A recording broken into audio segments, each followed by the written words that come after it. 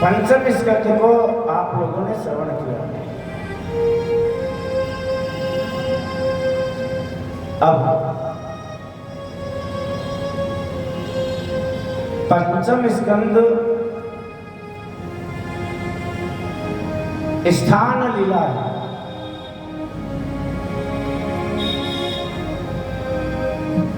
कैसे महाराज प्रियव्रत जिनकी गृहस्थी में रुचि नहीं थी, परंतु ब्रह्मा जी ने उन्हें मार्गदर्शन दिया कि बेटा पहले प्रवृत्ति मार्ग यानी गृहस्थ धर्म का पालन करो और बाद में निवृत्ति यानी अपने कल्याण मोक्ष का मार्ग पकड़ो। महाराज प्रियव्रत का जो वंश है पूरा वंश उसी मार्ग पर चला, पहले प्रवृत्ति और उसके बाद निवृत्ति मार्ग। निवृत्ति मार्ग ज्ञान मार्ग कहते हैं इसे, और प्रवृत्ति मार्ग को कहते हैं कर्म मार्ग।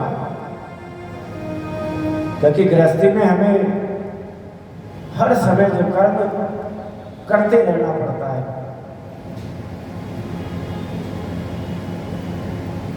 इनके कुल में भगवान अवतरित होकर आए ऋषभदेव के रूप में, और परमहंसों का जो ज्ञान है वह उन्होंने सबको प्रदान किया। इन्हीं के वंश में ऋषभदेव जी के पुत्र हुए भरत जी।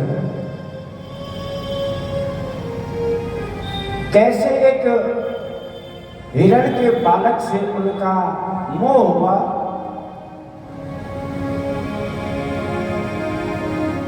जीवन भर तपस्या कर, किस लिए? मोक्ष को प्राप्त करने के लिए। परंतु अंत बिगड़ा और सब बिगड़ गए।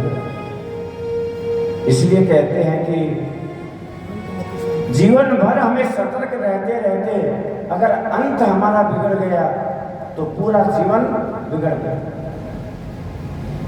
भरत जी महाराज ने जीवन भर तपस्या करी, अंत बिगड़ा, अंत में मोह को प्राप्त हुए।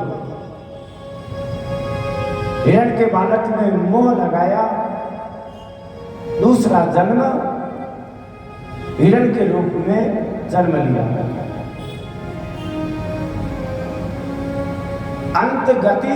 अंतमति सो गति, जैसे हमारा विचार अंत समय में होता है वैसा ही हमें अगला जन्म जो है वो प्राप्त हो जाता है। एक सेठ जी थे, जीवन भर अपनी दुकान और घर ये उनका नियम था। बूढ़ा हो गए, जब सेठ जी बूढ़े हो गए, जमाना बदल गया, आसपास की जितनी दुकानें थी सारी नई बन गई। सेठ जी भाई पुरानी पद्धति से अपने गादी लगाएंगी और उसमें दुकानदारी कर रही थी। जमाना बदल गया, आसपास में बड़े बड़े शोरूम हो गए। बेटों ने देखा कि हमारी दुकान चलती क्यों नहीं है, समझ में आ गया जमाने के साथ हमें बदलना पड़ेगा। तो अपने पिताजी से कहा, पिताजी हम भी अपनी दुकान नई बना ले ताकि हमारे कुछ बिक्री बढ़े। सेठ जी थे पुराने ख्याल वाले, उन्होंने कहा ना हमारे माई तोरी की गाती है, हाँ इन्हें जैसे। समय आगे बढ़ा, घर में अर्थ की कमी हो गई, तो बच्चों ने क्या किया कि अपने पिता को बहुत समझाया। जब नहीं माने तो बेटों ने क्या किया, शेर जी को घर में बंद किया और कहा कि खबरदार आज के बाद आपको दुकान नहीं आना। सेठ जी जीवन भर दुकान घर, दुकान और घर यही कार्य किया हुआ था। अब जैसे ही बेटे चले गए दुकान, तो सेठ जी क्या करते हैं, बेटों से पहले बिना बताए जाते और दुकान के ताले चेक करते। फिर दुकान के सामने एक चबूतरा था, उस पर जाकर के बैठ जाते। ऐसे करते करते एक दिन सेठ जी भगवान को प्यारे हो गए।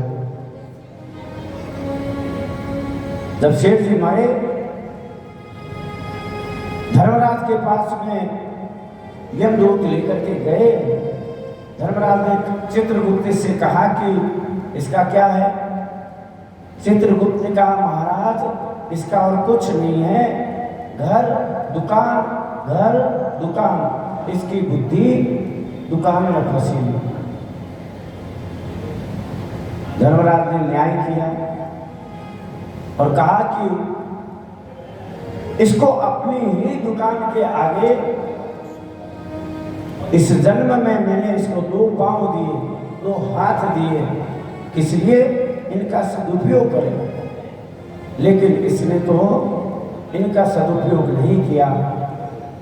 अब इसको हाथ की आवश्यकता नहीं है, 4 पांव देकर दुकान के सामने पैदा कर दो।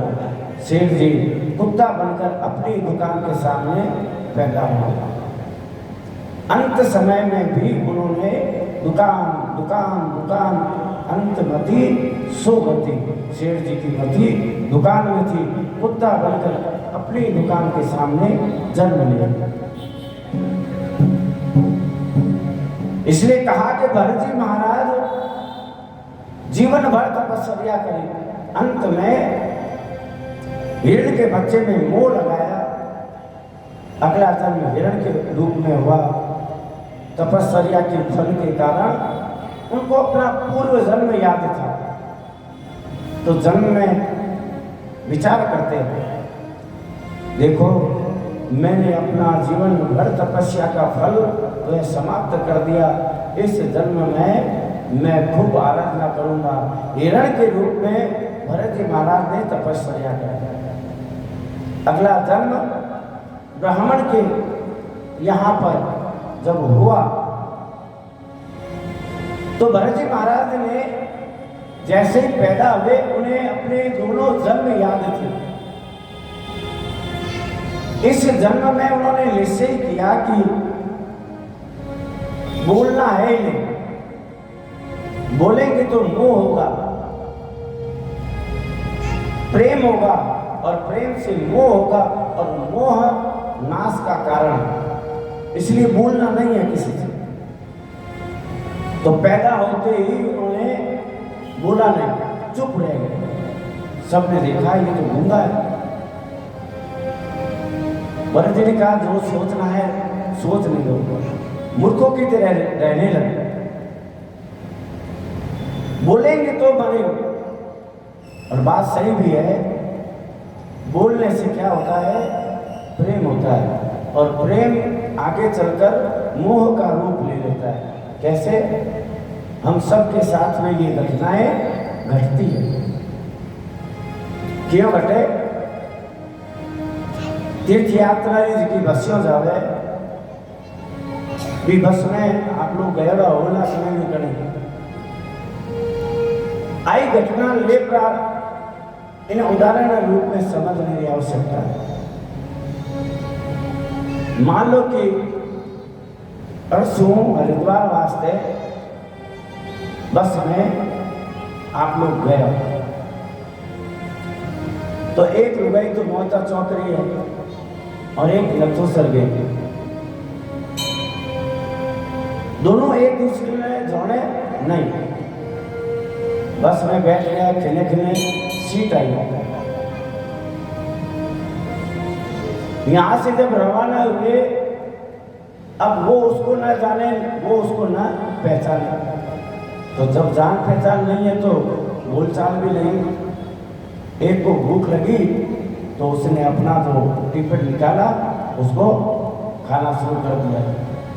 दूसरे को भूख लगी, उसने अपना खाना शुरू कर दिया।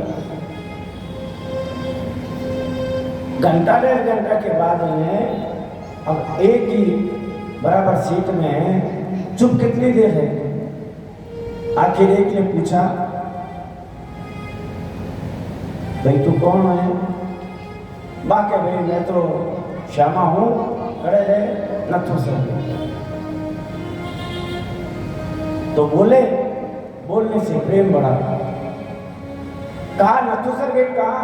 तो कहा कि मैं तो गेट के पास में मेरा पियर है। तुम कहाँ रहती हो? तो कहा मैं मोहतर चौक में। मोहतर चौक में कहाँ पर? कि भाई वहाँ पर ओझा जी रबड़ी वाले हैं, उनके इधर पास में हमारा घर है। अरे वहाँ तो मेरे वो रहते हैं। परिचय हुआ, बोलने से परिचय हुआ, परिचय से प्रेम बढ़ा, और प्रेम जब बढ़ गया तब देखो क्या हुआ। अगली बार जब भूख लगी तो एक ने दूसरी को दिया, ले तू भी खा। अब सारे तीर्थ यात्रा में साथ में जाना, दर्शन करना, 15 दिन का टूर था। 15 दिन के बाद में सब यात्रा करके वापस आए, बस से उतरने का समय हुआ, तब दोनों गले मिलकर के रोने लगे। अब तुम्हारे बिना कैसे रहा जाएगा, 15 दिन कैसे निकल गए पता ही नहीं लगा। इतना मोह हो गया 15 दिनों का। क्यों हुआ? हम बोलने से प्रेम हुआ, प्रेम आगे चलकर मोह का रूप लिया, और मोह जो है वो आगे चलकर दुखदायी होता है। भरत जी ने कहा हमें बोलना ही नहीं, इस जन्म में गूंगा ही रहना है। भाभियों को ये बात रास नहीं आई।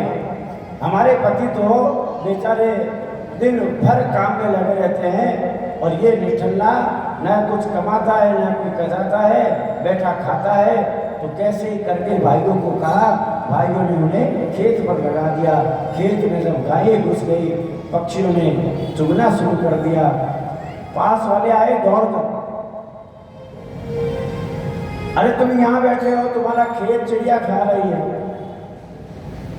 भरत जी ने कहा राम जी की चिड़िया, राम जी का खेत, खाओ चिड़िया भर भर पेट, मैं कौन होता हूँ इन्हें रोकने वाला। भाइयों ने धक्का देते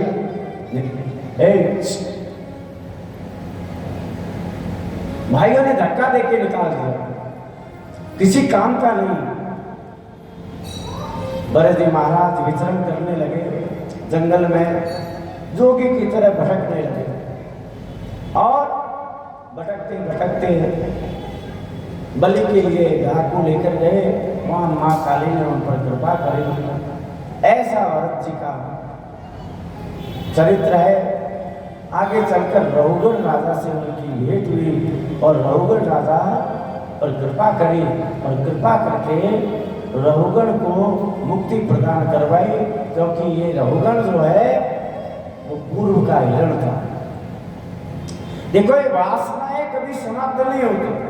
जिसका हमारा मोह और प्रेम होता है, न जाने कौन से जन्म में वो हमारे पास आता है, हमारे हृदय में जो उसके प्रति मोह और प्रेम है वो जागृत हो जाता है। रहुगण को शिक्षा देकर के भूगोल, खगोल इत्यादि का वर्णन किया, नरकों का वर्णन किया। 28 घोर नरकों का वर्णन जाकर के किया। जब घोर नरकों का वर्णन आया तो सुखदेव जी महाराज वर्णन करते हैं कि हे राजन,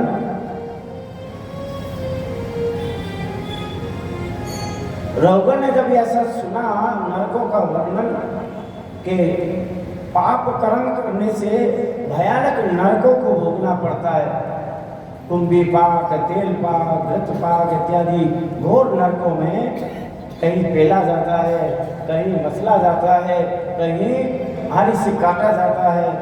ऐसे ऐसे दंड का प्रावधान सुना। राजा परीक्षित थर थर कांपने लगे, हाथ जोड़ करके सुखदेव जी महाराज से निवेदन करते हैं। राजोवाच, राजा परीक्षित कहते हैं कि हे गुरुदेव, निवृत्ति मार्ग कथित आदो भगवता यथा क्रमयोगोपलब्धेन ब्रह्मणा यदा संस्कृति प्रवृत्ति लक्षणश्चैव त्रैगुण्य विषयो मुने यो सावलेन प्रकटे गुण सर्ग पुनः पुनः। हे गुरुदेव, आपने दूसरे स्कंद में निवृत्ति मार्ग का वर्णन किया। दूसरे स्कंद में क्या किया, जिसको हमने साधन प्रकरण कहा है। कैसे किस साधन से साध्य यानी परमात्मा की प्राप्ति की जा सकती है, आपने वर्णन किया। कैसे अर्थी मार्ग से जीव ब्रह्मलोक तक पहुंचता है, ये आपने वर्णन किया और मुक्ति को प्राप्त करता है। इसके अलावा आपने प्रवृत्ति मार्ग तीसरे स्कंद में भी बताया जाकर उसका वर्णन किया। हे गुरुदेव,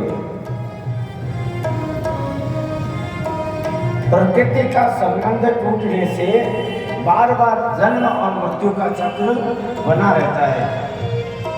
हमारे कर्म के अनुसार मुक्ति प्राप्त होती है और कर्म के अनुसार ही जन्म और मृत्यु के चक्र में फंसना पड़ता है। कैसे? सुखदेव जी महाराज वर्णन करते हैं कि हे राजन, तुमने बिल्कुल ठीक सुना। निवृत्ति मार्ग है ज्ञान मार्ग और प्रवृत्ति मार्ग है कर्म मार्ग। दोनों का उद्देश्य एक होना चाहिए और वो है भक्ति। देखो, कर्म का हेतु अगर भक्ति हो जाए, भक्ति कैसे होगी? मान लो हमने अपने भावों का उपयोग भगवान के दर्शन करने के लिए किया, ये कर्म है। मान लो हमने तीर्थ यात्रा करी पैरों से चलकर, तो ये कर्म हमारा भक्ति बन गया। हमने अपने कामों का उपयोग भगवान के कथाओं को श्रवण करने के लिए किया, ये कर्म हमारा भक्ति बन गया। हमने इन आंखों का उपयोग भगवान के दर्शन के लिए किया, ये दर्शन हमारे भक्ति के रूप में कर्म करते हैं। ये जो भक्ति है, ये जो कर्म है, जो भक्ति से युक्त है, ये भक्ति से युक्त कर्म परमात्मा को प्राप्त करवाती है। और जिन कर्म में धर्म के प्रति हमारा रुझान नहीं है, जिस कर्म के लिए संसार की पूजा करने के लिए हमारे मन में उत्साह रहता है, वह हमारे लिए आगे चलकर बंधन का काफी बन जाता है। महाराज ने कहा कि आपने कहा कि नरकों में इतनी यातनाएं मिलती है, उनका बिल्कुल जैसा कर्म करोगे वैसा फल प्राप्त होगा। अगर हमने मनुष्य के लिए प्राप्त किया है, बुरा कर्म किया है, तो उसे पाप के कारण से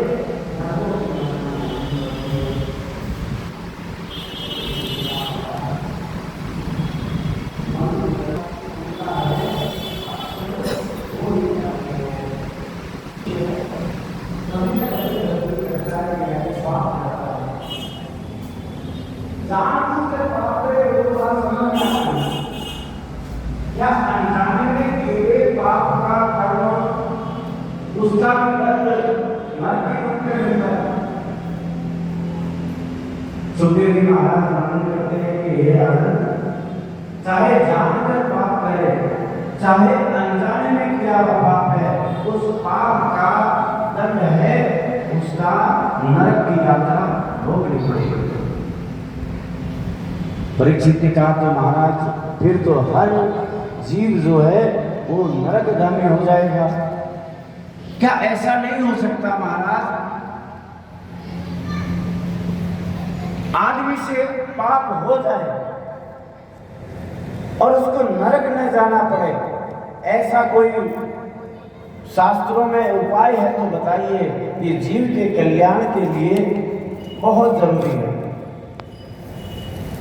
फिर गुरुदेव राजदंड, समाज दंड और लौकिक तथा शास्त्रों जो कर्म है, उस कर्म का अगर पाप के रूप में दंड किया गया है और नरक न जाना पड़े, ऐसा कोई उपाय हो तो आप हमें बताओ। श्री सुखदेव जी महाराज वर्णन करते हैं कि हे राजन,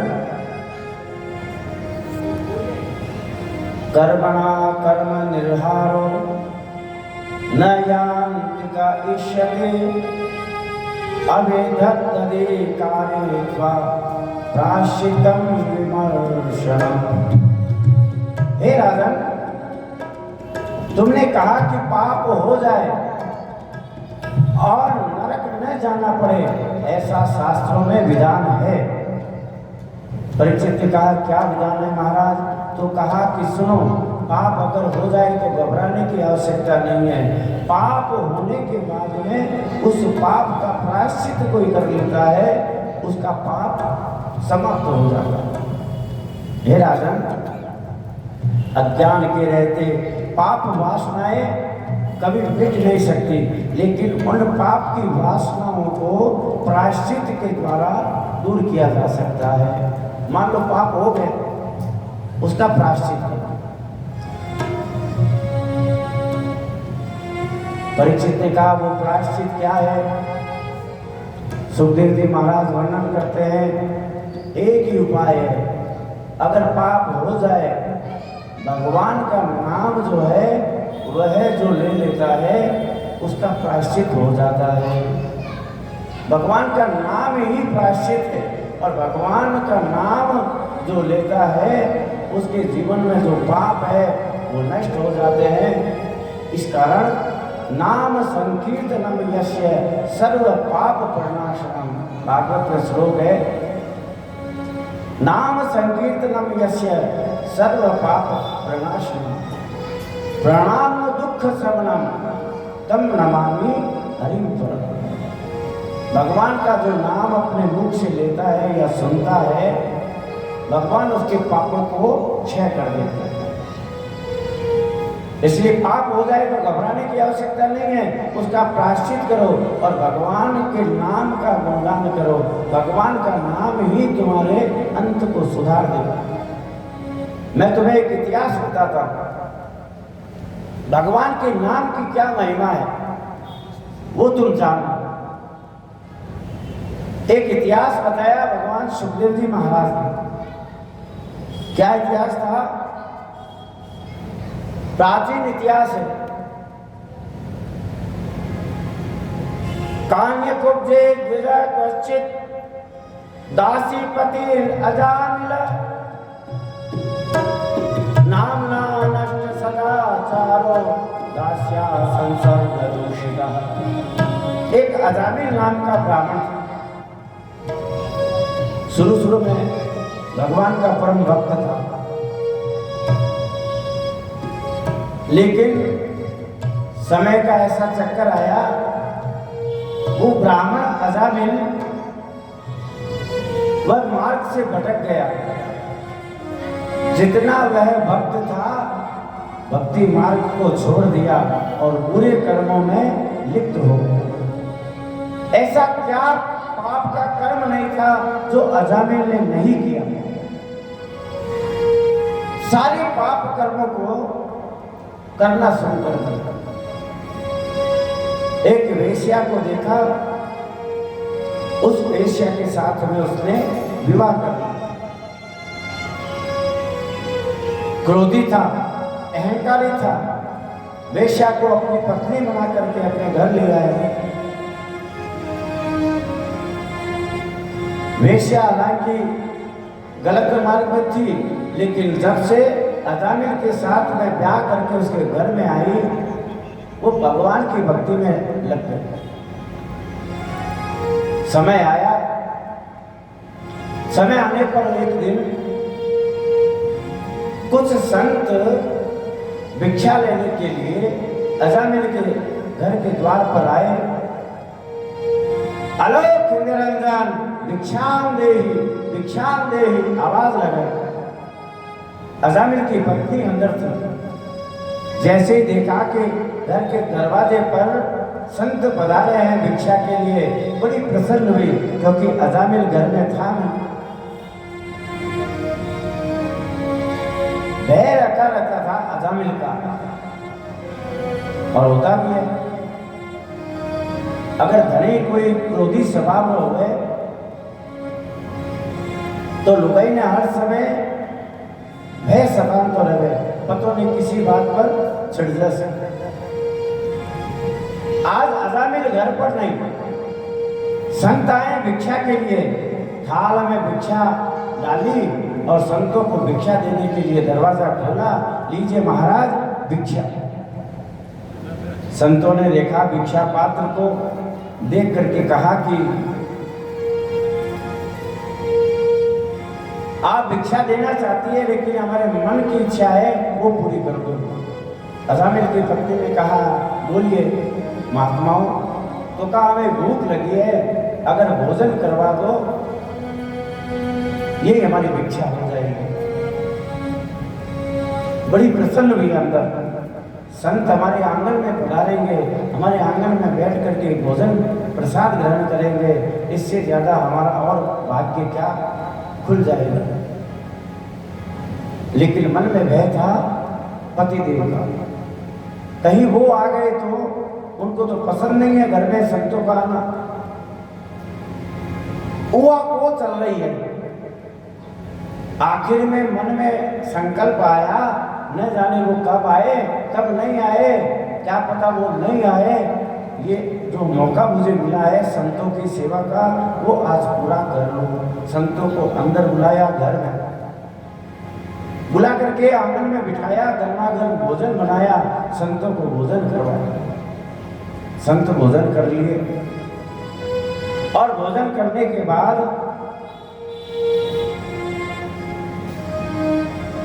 जैसे ही भोजन पूर्ण हुआ, इतने में अजामिल घर के अंदर आया। देखा तो खड़ाऊ देखी संतों की, महात्माओं की, पारा चढ़ गया मेरे घर में। और महात्मा आवाज लगाई, अरे सुनती हो? जैसे ही आवाज सुनाई दी, अजामिल की पत्नी तो बस एकदम से ठंडी हो गई, मरवा दिया। वो आ गए, अब क्या होगा? भगवान से प्रार्थना करने लगी, प्रभु आप ही संभालना। दौड़ी दौड़ी आई, स्वामी आप आ गए? अजामिल ने कहा मैं तो आ गया। ये क्या? कहा ये खड़ा हुआ है। कौन आया? अरे स्वामी आप धीरे बोलिए, घर में संत पधारे हैं, भिक्षा चाहिए थी, हमने भोजन करवा दिया। मेरे घर में संत महात्मा, अरे ये सब पाखंडी, इनका मेरे घर में कोई काम नहीं है, कैसे घर के अंदर तुमने बुला लिया? अपनी पत्नी को डांटने लगा अजामिल।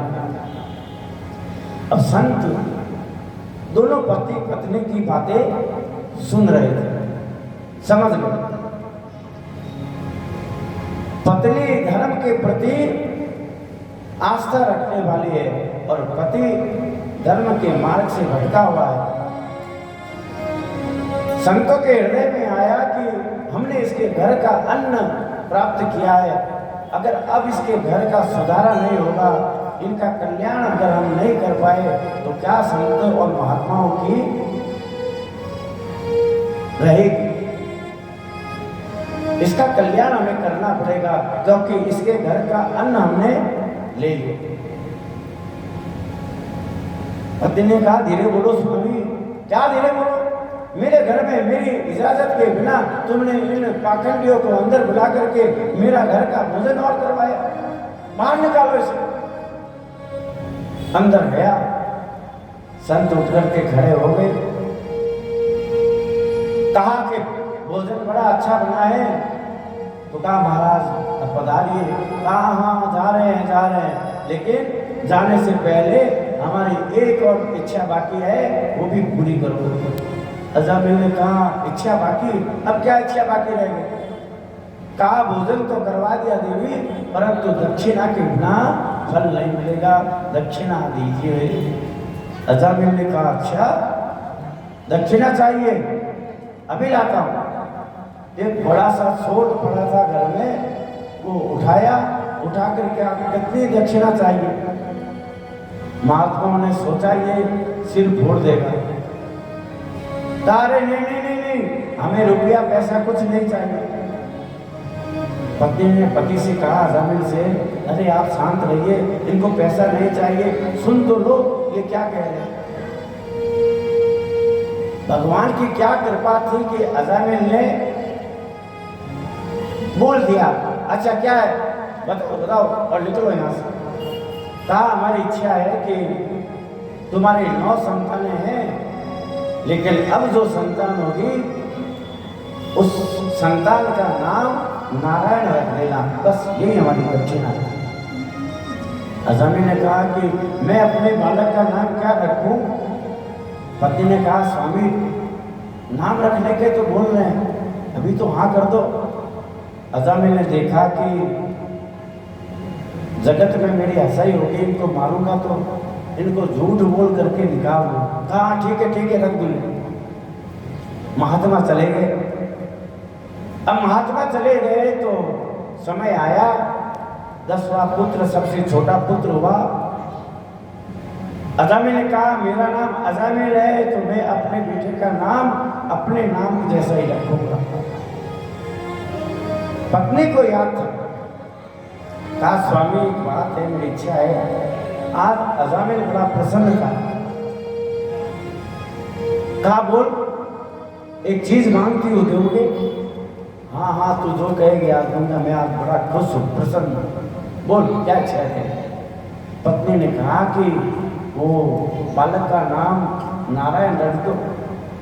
अजामिल ने कहा मेरा नाम अजामिल, मैं अपने पर।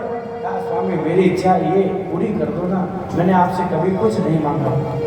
अजामिल का मूड ठीक था। कहा ठीक है तेरी इच्छा है तो रख ले इसका नाम नारायण। नाम रख दिया नारायण। अब नारायण नाम रख के तस्य प्रवेश्य पुत्रा दस्तेषां तु यो बालो नारायणो नाम्ना पित्रोश्च दैतो दशम्मा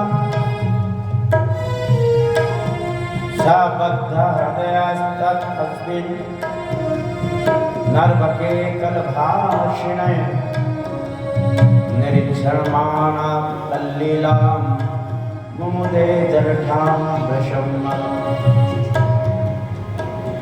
नारायण नाम रख दिया और इतना सुंदर बालक था वो कि अजामिल को उस 10वें बालक से मोह हो गया, इतना सुंदर था। भुंजानः प्रपीबना खाद्यं बालक स्नेह। अजामिल उस बालक को हर समय अपने साथ में रखता था, अपने हाथ से खिलाता, अपने हाथ से खिलाता, लाड़ दुलार उस बालक के स्नेह बंधन में बंध गया अजामिल। स एव वर्तमानोऽद्य मृत्युकाल उपस्थिते मतिं चकार तनये बाले नारायणाय। एक दिन रात्रि काल में अजामिल सो रहा था, इतने में यमदूत वहां उपस्थित हो गए। वे काले कुलटे भयानक स्वरूप वाले, उनको देख के अजामिल घबरा गए। ये कौन है? उन्होंने कहा हम यमदूत है। यहाँ कैसे? कहा तेरी मृत्यु आ गई, तुझे लेने के लिए आया है। सपास हस्तास्त्री दृष्टा पुरुषान दशदारुणान राधे वक्रतुंडानुदैवं रूपा आत्मानं तेनुमागता। यमदूतों ने कहा तुझे लेने आए। घबराया, मैं चला गया तो मेरे बेटे नारायण को कौन संभालेगा, उसकी देखरेख कौन करेगा? नारायण के संबंध में सोचने लगा, विचार करने लगा, घबराया। दूरे पीड़नम साक्र पुत्रम नारायणाय प्राविदेन स्वदेन। ऊंचे स्वर में अपने पुत्र को यमदूतों ने शरीर से आत्मा निकालनी शुरू करी तो अपने बेटे नारायण को आवाज लगाने लगा ऊंचे स्वर में, नारायण, ओ बेटा नारायण, नारायण मुझे बचाओ, मेरी रक्षा कर नारायण।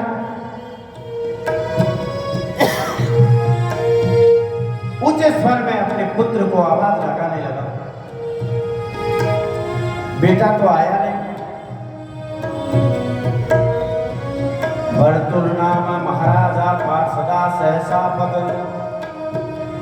भगवान विष्णु के पार्षद वहां पर प्रकट हो गए।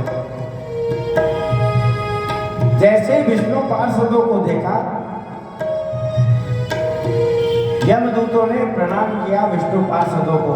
अब अजामिल की आत्मा को यमदूत बाहर निकाले हुए और अजामिल की आत्मा सब देख रही थी। अरे ये कौन आ गए? यमदूत प्रणाम कर रहे हैं। यमदूतों ने कहा प्रणाम भगवान के पार्षदों। तो पता लगा ये तो भगवान के पार्षद है। कैसे पता? तो कहा विष्णु दूत उजो हो। भगवान विष्णु के दूत कहने लगे यमदूतों, यूथम वे धर्मराजस्य यदि निर्देशकारिणा ब्रोत धर्मस्य नस्तत्वं यच्च धर्मस्य लक्षणम्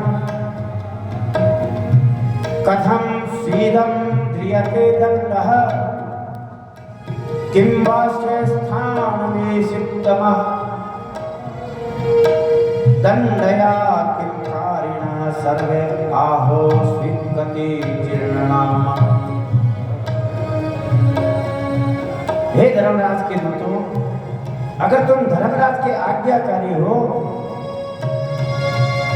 इसको छोड़ो, ये दंड का पात्र नहीं है।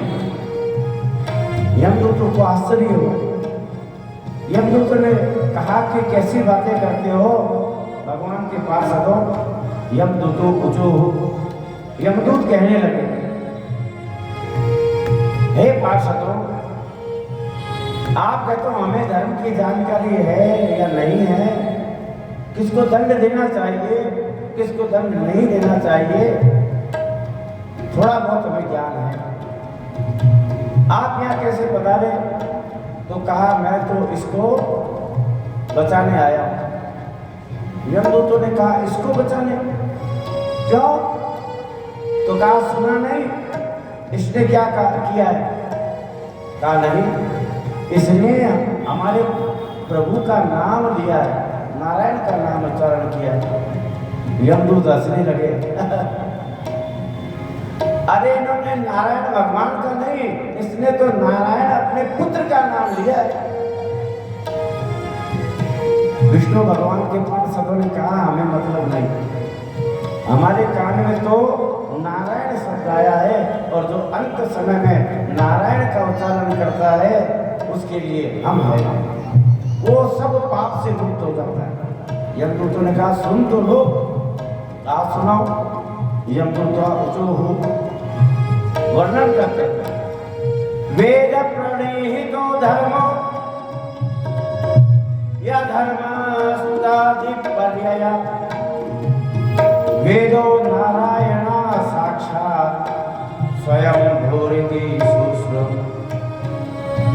जिन कर्मों का विधान निश्चित किया है, उन सब धर्मों का इस दुष्ट ने हमेशा निषेध किया है, उसको हमेशा कभी नहीं माना। इतना बड़ा पापी है, अधर्म का स्वरूप है। ये न स्वयं धामयी भावा रजस्त सत्व तमोमया गुण नाम क्रिया रूपे विधा भाव्यन्ते यथा तथम। हे पार्षदों, जीवन भर इसने पापाचार किया है, इस जैसा पापी अभी कोई और है ही नहीं, इतना बड़ा पापी है। महाराज, इसको दंड नरक की सजा के रूप में भोगने दो। जब ऐसा कहा यमदूतों ने, तो विष्णु पार्षदों ने कहा, अहो भ्रष्टम धर्म दृशाम धर्म स्पष्टते सभा। यमदूतों से कहा विष्णु के पार्षदों ने, देखो यमदूतों, इसने जीवन भर क्या किया हमें मतलब नहीं।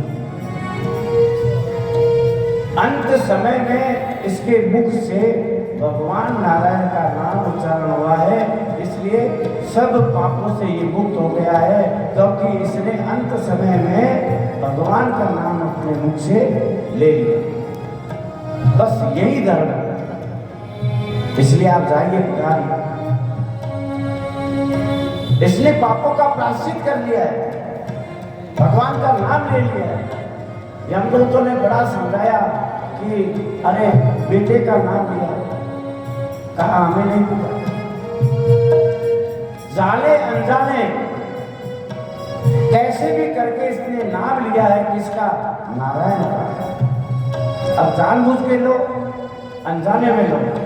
जिस प्रकार जाने अनजाने में अगर करंट पर हाथ कोई रख दे तो करंट उसको ये नहीं देखता है इसने अनजाने में हाथ रखा है। करंट का स्वभाव है उसको झटका देना। उसी प्रकार भगवान का स्वभाव है जाने अनजाने कैसे भी भाव से परमात्मा को जो भजन करता है, भगवान का जो नाम लेता है, भगवान का एक ही स्वभाव है, वो कृपालु है, कृपा प्रदान करते हैं। इसलिए इसका प्रायश्चित हो गया है। आप जाइए। जैसे ये कहा, यमदूतों ने कहा जैसे आपकी आज्ञा। सुखदेव जी महाराज वर्णन करते हैं कि हे राजा परीक्षित, तएव सुविनिर्णयम् धर्मं भागवतं नृपा तम्याम्यपासा निमुच्य विप्रमुच्योरमुच्चन।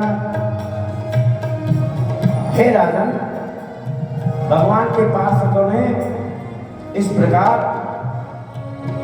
समझा बुझाकर धर्म का ज्ञान देकर यमदूतों को भेज दिया। यमदूत चले गए। अजामिल ये सब देख रहा था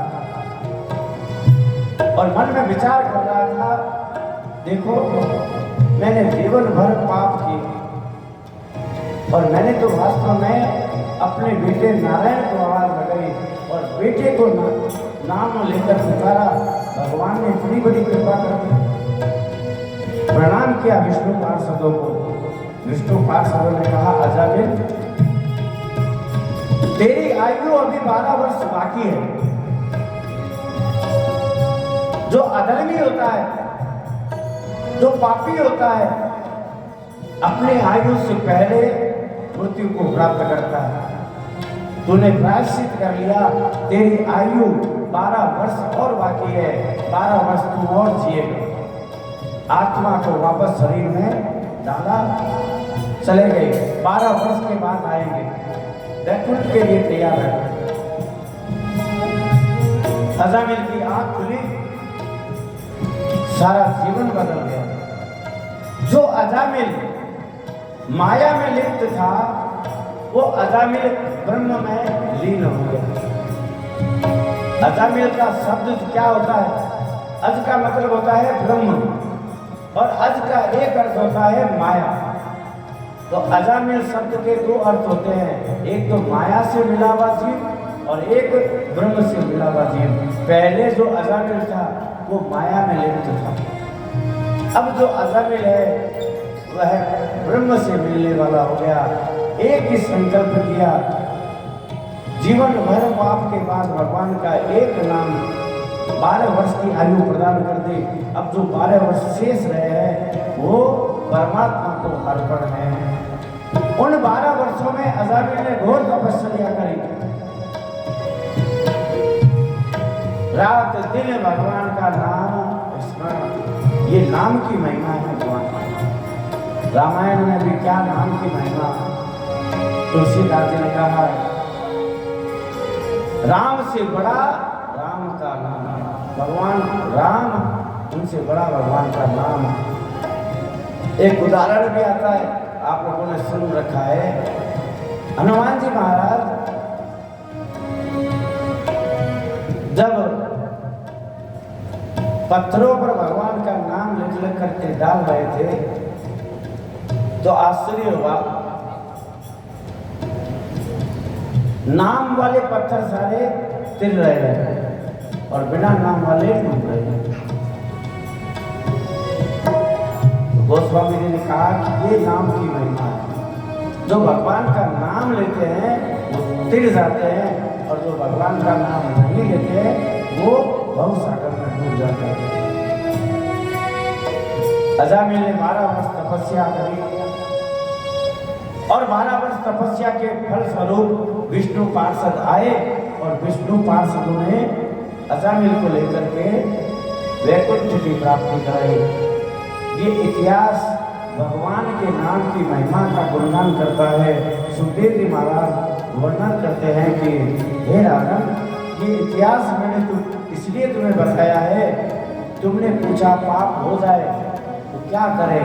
पाप हो जाए तो डरने की आवश्यकता नहीं है, पाप का प्रायश्चित करना पड़ता है और पाप का प्रायश्चित एक ही है, भगवान नाम संकीर्तन करो।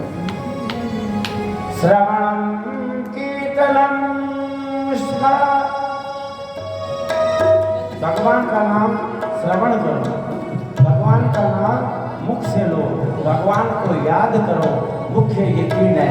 वैसे तो 9 भक्ति है, दास्य, सख्य, आत्मनिवेदनम। कोई मित्र के रूप में भगवान को बचता है, कोई दास के रूप में और कोई आत्मनिवेदन करता है। इसलिए भगवान के नाम की महिमा, प्रायश्चित की महिमा तुम्हें बताई। प्रायश्चित करने से पापों का नाश होकर के अजामिल वह वैकुंठ लोक को प्राप्त हुआ। और उसके बाद सुखदेव जी महाराज वर्णन करते हैं कि हे राजन, ये इतिहास बड़ा गोपनीय है, अत्यंत रहस्यमय है। जो इस रहस्य को समझ जाता है, किसको, नाम की महिमा। सुखदेव जी अपना उदाहरण देते हैं, हे राजन, मैं भी निर्गुण ब्रह्म में निष्ठा रखता था, लेकिन जैसे ही भगवान के नाम को मैंने सुना, मेरी सगुण भक्ति में आस्था हो गई। बरहा पीड़म नटोरको कर्णयो कर्णिकार विभ्रद्वास कनक कपिशम जयंती जमाला रंध्रान वेणो अधर सुदया पूरयण गोपवृंदे वृंदारण्यम स्वभरमणम राविशद गीत कीर्ति। हरे गुणाचित्रमती भगवान बादराए, मैंने गुणों को सुना और भगवान के नाम को सुन करके मेरे में भी भगवान की भक्ति जागृत हो गई। ऐसी भगवान के नाम की महिमा है, जो इसको समझ जाता है उसका कल्याण हो जाता है। राजा परीक्षित प्रश्न करते हैं कि महाराज, देवासुर नृणाम सर्गो नागानाम मृगपक्षिणाम। आपने तीसरे स्कंद में वर्णन किया कि स्वयंभू मनवंतर में देवता असुर मनुष्य सर्प पशु पक्षी इनकी सृष्टि हुई। अब मैं उन्हीं के विषय में उनका विस्तार जानना चाहता हूं। सूतवाच सूची वर्णन करते शौनकादि ऋषियों से। इस प्रकार जब सुंदर प्रश्न किया परीक्षित महाराज ने, सुखदेव जी बड़े प्रसन्न हुए और सुखदेव जी प्रसन्न होकर महाराज परीक्षित को कहते हैं कि हे राजन सुनो, चौथे स्कंद में महाराज उत्तानपाद का जो वंश था, उत्तानपाद महाराज उनके दो पुत्र थे, ध्रुव और उत्तम। उत्तम उसका परिवार चला नहीं। ध्रुव जी महाराज का वंश बढ़ा। ध्रुव जी महाराज के आगे चलकर अंध हुए, बैन हुआ, फिर बैन के शरीर से भगवान प्रकट हुए पृथु भगवान के रूप में, और पृथु महाराज के जो पुत्र हुआ उसका नाम हुआ प्राचीन वरी। प्राचीन वरी के 10 पुत्र हुए जिनको प्रचेता का नाम से जाना गया। उन प्रचेताओं ने भगवान रुद्र को प्रसन्न किया और भगवान रुद्र ने उनको उपदेश किया।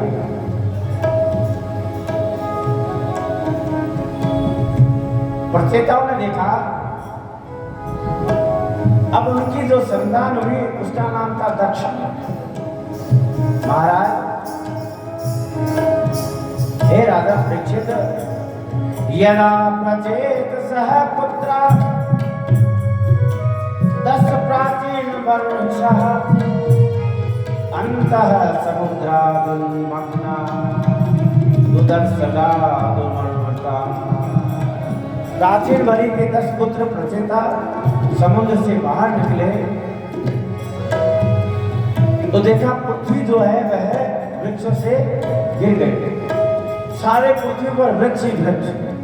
उन्होंने क्या किया, वृक्षों को काटना शुरू कर दिया, अग्नि लगाई, वृक्ष जलने लगे और चंद्रमा को क्रोध आया। चंद्रमा ने क्रोध को शांत करते हुए कहा, प्रचेताओं ये वृक्ष दीन है, इनको ऐसे मत जलाओ। भगवान विष्णु ने वृक्षों को उत्पन्न किया है, ये औषधि के रूप में जीव मात्र के काम आते हैं, फल के रूप में जीव मात्र का पोषण करते हैं। इनको इस प्रकार जला करके नष्ट मत करो, आप इनको जलाना बंद करो। बात मानी। भगवान प्रचेत जो थे उन्होंने भगवान की आराधना करी और भगवान विष्णु को प्राप्त किया। अब उनका पुत्र हुआ दक्ष। सृष्टि को आगे बढ़ाने की उनकी चल रही थी। दक्ष जब योग्य हुआ तो महाराज दक्ष ने विचार किया कि मैं भी सृष्टि को आगे कैसे बढ़ाऊं।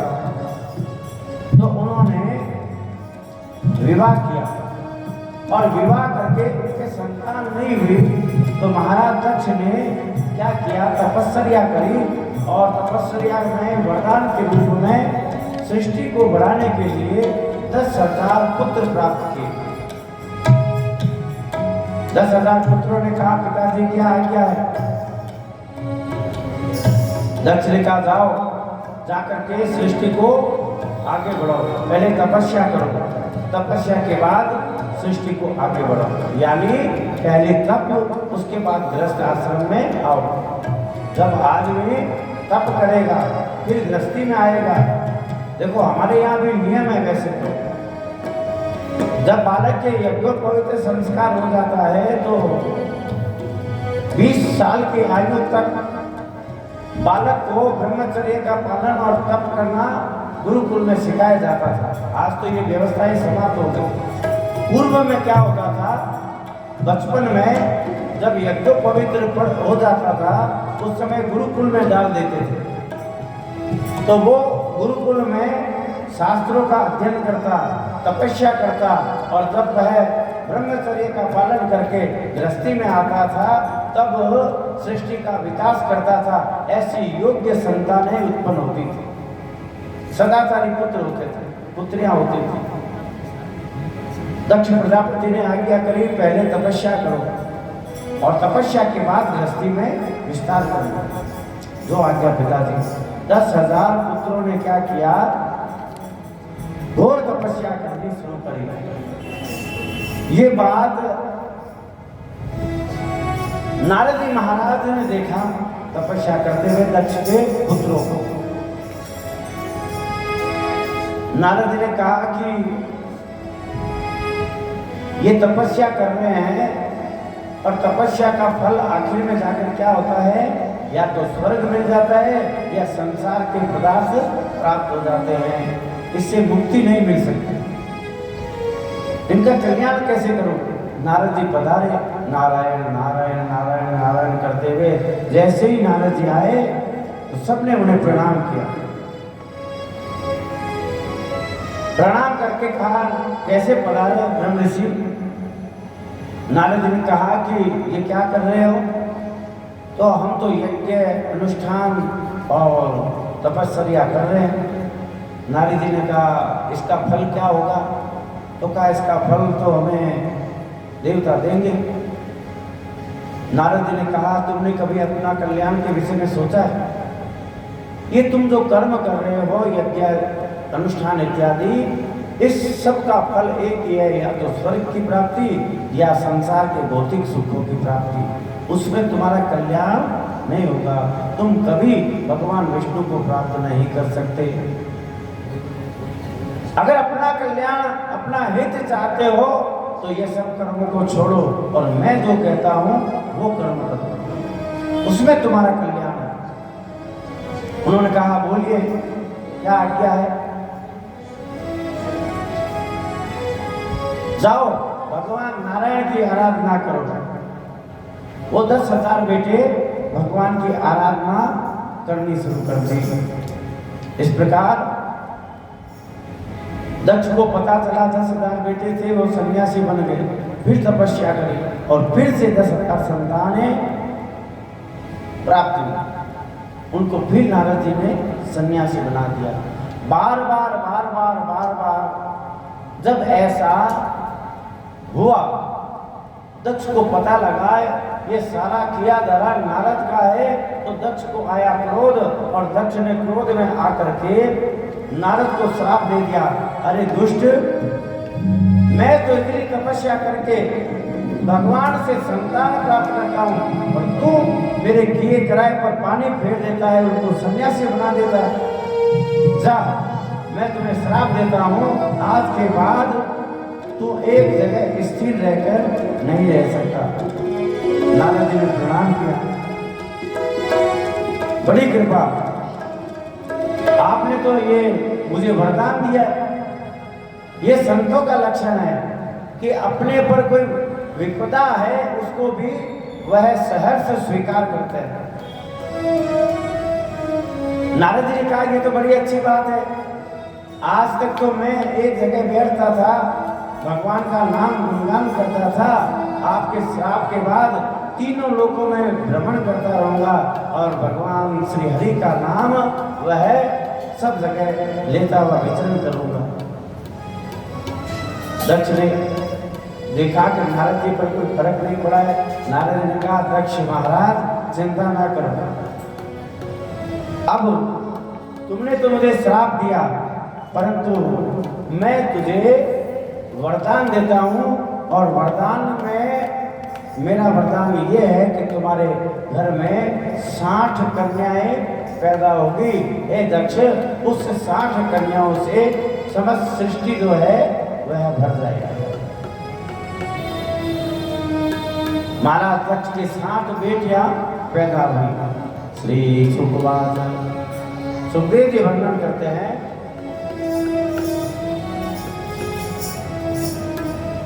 महाराज दक्ष के 60 बेटियां हुई और जब वो बड़ी हुई दश धर्माय काये न दो दिष्टा दत्तवा।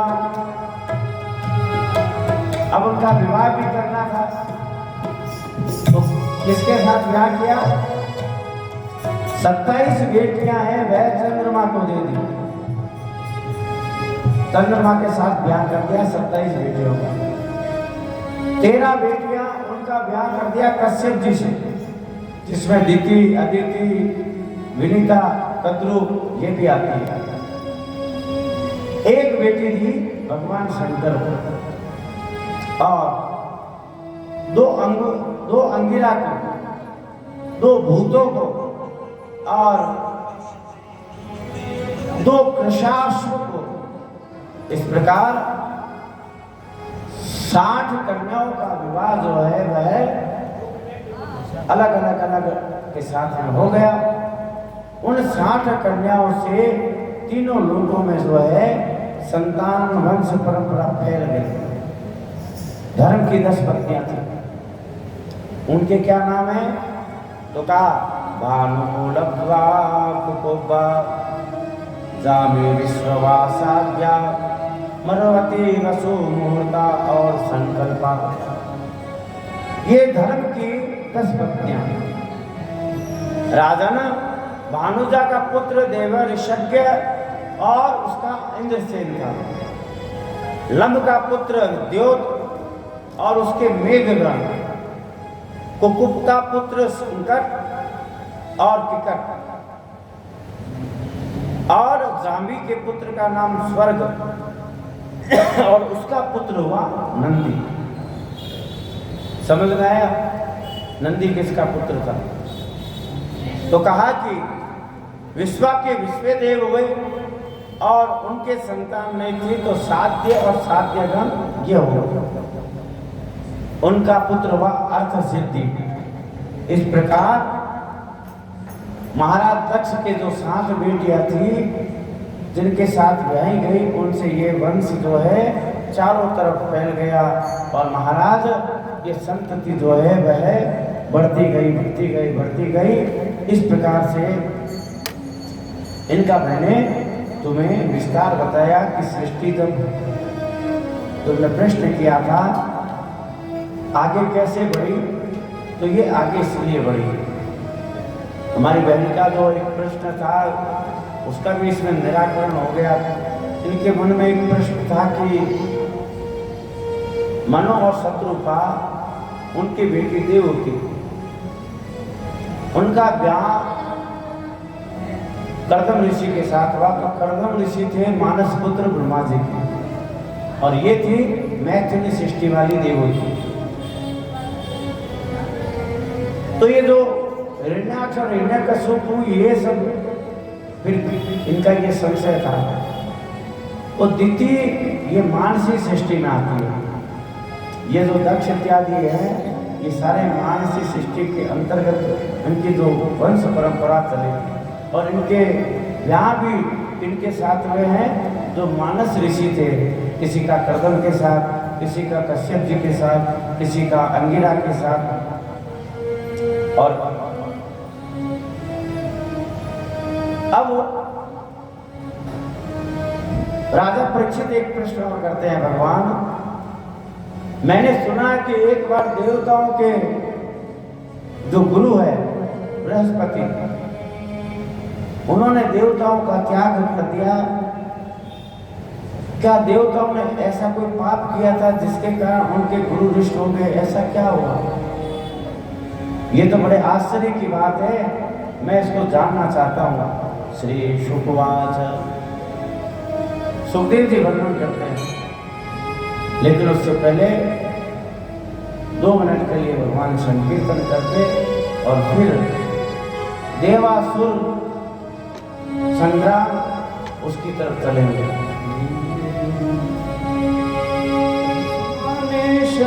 तो पहचान गण गण में छुपा है भगवान। पहचान पहचान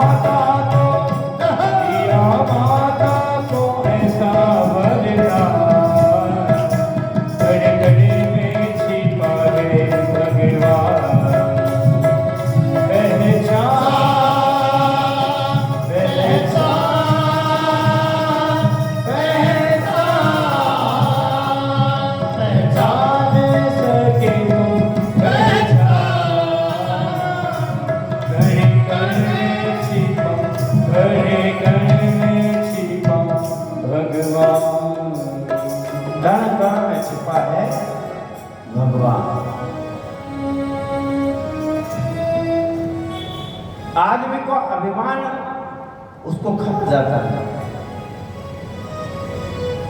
हम लोग नहीं, इंद्र को भी खा गए। अगर कोई ये अभिमान रखता है कि मैं जैसे चाहे वैसे रहूं, मैं जैसे चाहूं वैसा करूं, और किसी का अपमान भी कर दूं तो मेरा क्या हो सकता। मान लो कोई ताकतवर हो जाता है और ताकत के नशे में अभिमानी बन जाता है, मेरा कोई क्या कर सकता है। ये कथाएं इसी बात के लिए हुई है कि इन कथाओं से कथाओं का सार समझना। इंद्र को इंद्रासन छोड़ करके भागना पड़ा। किस लिए? अपने गुरु का अपमान किया।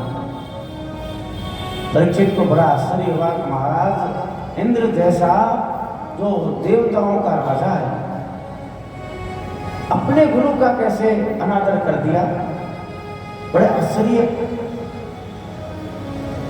सुखदेव जी महाराज वर्णन करते हैं कि हे राजन सुनो, इंद्र स्त्री भुवनेश्वर्यम मदो ललितम पथ मरुद्भिर् विश्वभिर् रुद्रैरादित्यैर् गौरवः। हे राजन, विश्वे देवस्य साध्यस्य न सत्याभ्यां परिसृप्तः सिद्धचारण गंधर्वैर् मुनिः ब्रह्मावादिभिः। जब इंद्र को इंद्रासन मिला, त्रिलोक का राजा बन गया, तो घमंड में भर गया।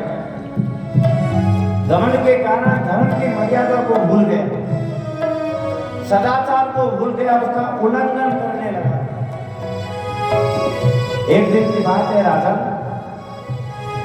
इंद्र अपने आसन पर, इंद्रासन पर बैठा हुआ था।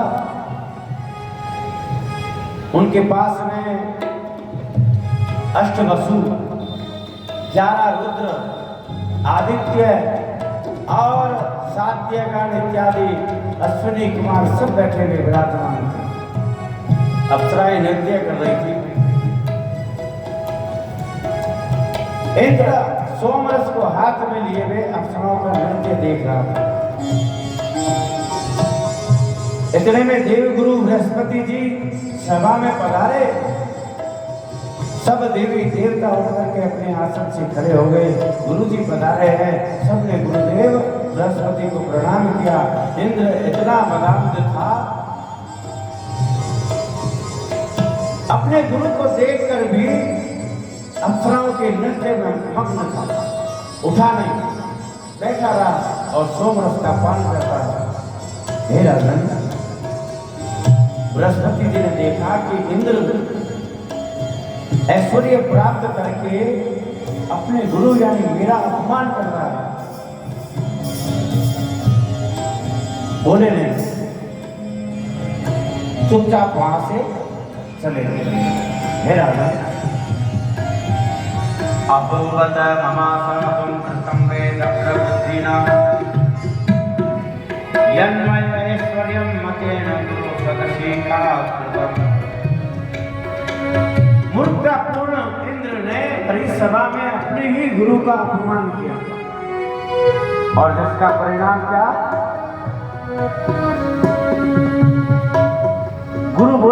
कुछ नहीं। लेकिन तिरस्कृत होकर जब चले गए तो गुरु नहीं गए, गुरु के साथ में इंद्र का ऐश्वर्य भी निकल गया और इंद्र का सारा जो रुतबा था वो भी।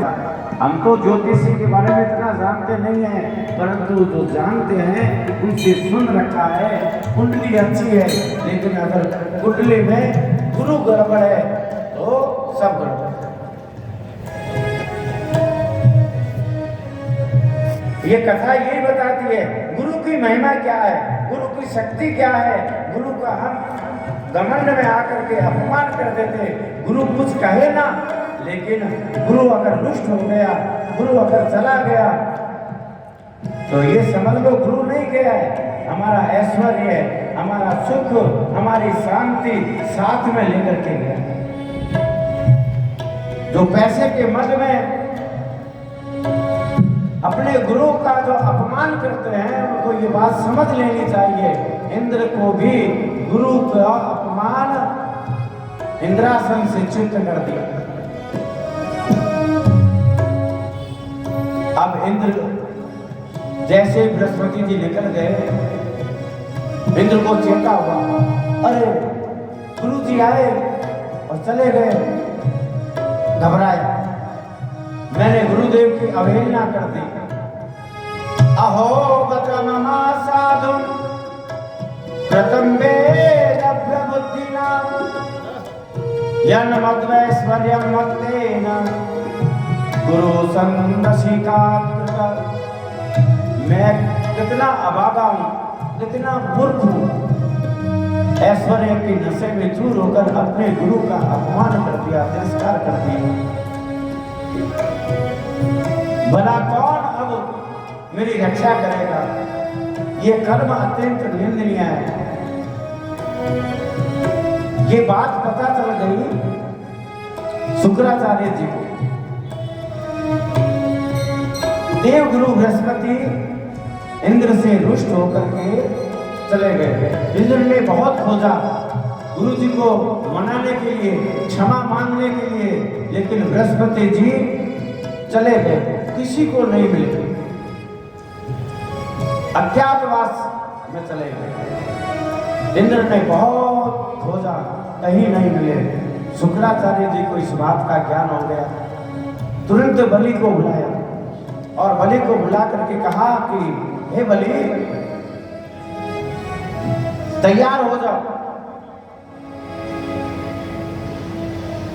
समय आ गया है, स्वर्ग पर सत्ता हमारी बनने वाली है। तब देखो क्या हुआ,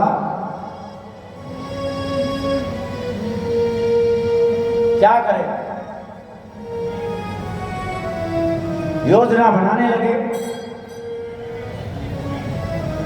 स्वर्ग की तरफ आक्रमण कर दिया महाराज बलि ने।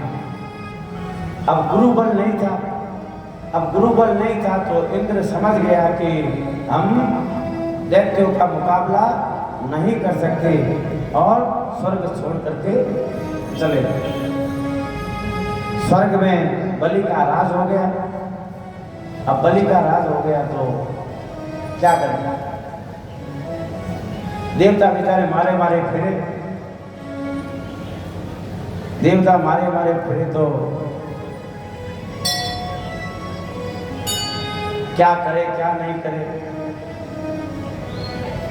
तब गए ब्रह्मा जी के पास, जाकर के कहा कि आप कुछ उपाय बताइए। ब्रह्मोवाच, ब्रह्मा जी ने कहा, इंद्र देवताओं, बात तो बड़े खेद की है कि तुम लोगों ने बुरा कर्म किया, लेकिन अब चूंकि तुम आए हो तो मैं तुम्हें उपाय बताता हूं। अगर तुम अपने जीवन में गुरु का स्थान भर दोगे तब तुम्हारा कष्ट दूर होगा। क्या करें? कहा कि बृहस्पति जी जब तक नहीं आते तब तक अपने किसी गुरु को आप आसन पर विराजमान करो। अब कौन बनेगा? तब देखो ध्यान करते करते करते करते त्वष्टा ऋषि का ध्यान आया, उनके पुत्र है विश्वरूप जी। कहा कि त्वष्टा ऋषि के पुत्र विश्वरूप जी वह भगवान बृहस्पति के समान गुणी है, ज्ञानी है। पहुंच गए इंद्र इत्यादि, प्रणाम किया त्वष्टा ऋषि के पुत्र विश्वरूप जी को और विश्वरूप जी को प्रार्थना करी। ऋषि रुवाच, सब ऋषि मुनि को साथ में लेकर के गए और कहा हम आपके शिष्य बनना चाहते हैं, आप हमारे गुरु बनकर हमें कृतार्थ कीजिए, हमारे पुरोहित बन जाइए। विश्वरूप जी ने क्या कहा? अभ्यर्थिता सुरगणे है पुरोहित्ये महातपा। देखिए कि पुरोहित का जो कर्म है वो आप मुझे गुरु का पद देना चाहते हैं, चलो आप आए हो, मैं आपका मान रखूंगा, आज से मैं आपका गुरु, मैं स्वीकार करता हूं आपका गुरु बनाना। देवताओं के गुरु बन गए विश्वरूप जी। अब देवताओं को उन्होंने इंद्र को बुलाया, बुला करके एक कवच दिया। इंद्र जाओ, मैं तुम्हारा गुरु हूँ, तुम्हें ये कवच देता हूँ, वो कवच लेकर के तुम युद्ध करो, तुम्हारी कभी पराजय नहीं हो सकती। वो कवच लिया, उस कवच का नाम है नारायण कवच। इंद्र को नारायण कवच मिला। सुखदेव जी महाराज वर्णन करते हैं कि व्रतः पुरोहित त्वाष्टो महेंद्रयानो प्रच्छते नारायणाख्याम वर्माह तदिहे कमना शृणु। नारायण कवच के रूप में उन्हें उपदेश किया। इंद्र ने कवच लिया। विश्वरूप जी ने कहा, इंद्र जब भी तुम्हें भय लगे इस कवच का धारण कर लेना, हमेशा तुम्हारी रक्षा होगी, जय होगी, कभी पराजय नहीं होगी। ओम नमो भगवते वासुदेवाय। ऐसे अंगों को अंगन्यास, करन्यास इत्यादि करके और फिर भगवान के कवच का जो है वो पाठ किया जाता है। कहते हैं नारायण कवच का नित्य पाठ जो करता है कि उसके शत्रुओं से रक्षा होती है, उसकी हमेशा जय होती है, पराजय नहीं होती। क्या कहा? जले सुमाम रक्षतु मत्स्य मूर्ति यादो गणेभ्यो वरुणस्य पाशात् स्थले सुमाया वटुमा मनोव्यागा त्रिविक्रमाख्ये वटु विश्वरूप दुर्गे स्वव्याधि मुखादिषु प्रभु पाया नरसिंहो सुरयुक्तपाणि विमुञ्चतो यस्य भक्तासं किशो विनेदूय बदस्य गर्भा। जल में मेरी रक्षा भगवान नारायण करे, इस स्थल में मेरी रक्षा भगवान करे। कण कण में परमात्मा का वास है, परमात्मा मेरी रक्षा करे, कभी वारा रूप में करे, कभी मत्स्य रूप में करे, कभी किसी रूप में करे, परमात्मा हर्ष में मेरी रक्षा करे। ऐसा नारायण कवच लेकर के तो देवताओं के साथ में युद्ध किया।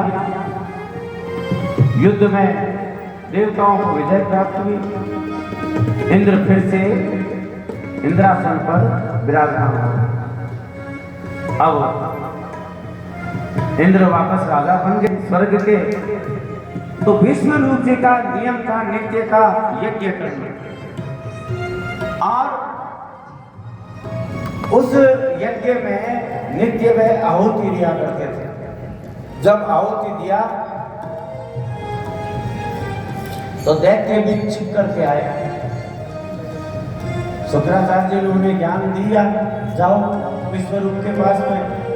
दैत्य भी आए, आकर प्रार्थना करी विश्वरूप जी को कि आप इस यज्ञ में, हम आपके भाई हैं, हमें भी इसका भाग चाहिए। विश्वरूप जी ने कहा, संभावी थे, उन्होंने कहा चिंता ना करो दैत्य, मेरे लिए तो देवता और आप दोनों बराबर हो, और यज्ञ में मैं आपको भी आपका भाग दूंगा। उन्होंने क्या किया, यज्ञ में देवताओं को जो भाग देते थे तो एक भाग दैत्यों को भी देना शुरू कर दिया। जब दैत्यों को भाग दिया तब क्या हुआ कि इंद्र को समाचार मालूम पड़ा। इंद्र आया, इंद्र आकर कहा, गुरुजी ये क्या कर रहे हो? विश्वरूप जी ने कहा, क्या कर रहा हूं तुम ही बता दो। तो कहा, आप दैत्यों को यज्ञ का भाग दे रहे हो? तो कहा, हाँ दे रहा हूं, बिल्कुल दे रहा हूं। क्यों गुरुजी? तो कहा, ये मेरी मर्जी, यज्ञ मेरा है, मैं किसको भाग दूं या ना दूं ये तो तय मैं करूंगा, ये तुम थोड़े ना तय करोगे, मेरे लिए तो दोनों बराबर हो। इंद्र ने कहा, गुरुदेव अगर आप दैत्यों को यज्ञ का भाग दोगे तो वो बलशाली हो जाएंगे। विश्वरूप जी ने कहा, मुझे मतलब नहीं है, मैं तो यज्ञ में उनको भाग दूंगा। इंद्र ने बार बार मना किया, विश्वरूप जी माने नहीं। इंद्र ने तलवार निकाली और विश्वरूप जी की गर्दन काट दी। विश्वरूप जी की गर्दन जैसे कटी, विश्वरूप जी के शरीर से ब्रह्म हत्या निकली और ब्रह्म हत्या निकल करके इंद्र के सामने खड़ी हो गई। ब्रह्मत्या को देखा तो इंद्र घबराया, और इंद्र घबरा करके क्या किया, जाकर के कमल की नाल के अंदर छिप गया, बाहर न निकले। अब क्या करें? सब देवता मिलकर के गए भगवान ब्रह्मा जी के पास, जाकर के कहा कि प्रभु आप कुछ कीजिए। ब्रह्मा जी ने कहा, क्या करूं, उसने अपने गुरु का ही वध कर दिया है, तो अब मैं क्या करूं? सुखदेव जी महाराज वर्णन करते हैं कि हे परीक्षित,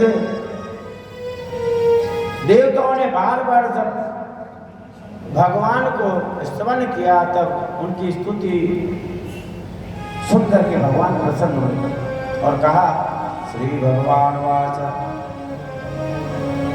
प्रीतो हम वह सुरश्रेष्ठ मधुपस्थानम विद्या आत्मस्वैश्वर्य सुरति पुंसा भक्ति सेव्ययामयी। हे देवताओं,